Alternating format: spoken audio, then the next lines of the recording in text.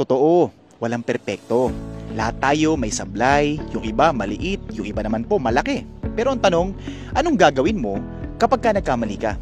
Marami kasi kapag nahuli o pumalpak, mabilis maganap ng palusot. Kasi siya kasi ganito. Pero kapatid, simple lang, tanggapin mo. Acceptance muna bago syempre ang correction. 1 John chapter 1 verse 9. If we confess our sins, He is faithful and just to forgive us our sins and to cleanse us from all unrighteousness. O kita mo? Sabi ni Lord, hindi niya sinabi na kung magaling ka magpalusot. Ang sabi po niya, if we confess, kung aaminin natin. Kaya huwag ka matakot na umamin kapag ka nagkamali ka. Dahil sa Diyos, ang acceptance ng kasalanan ay simula ng transformation.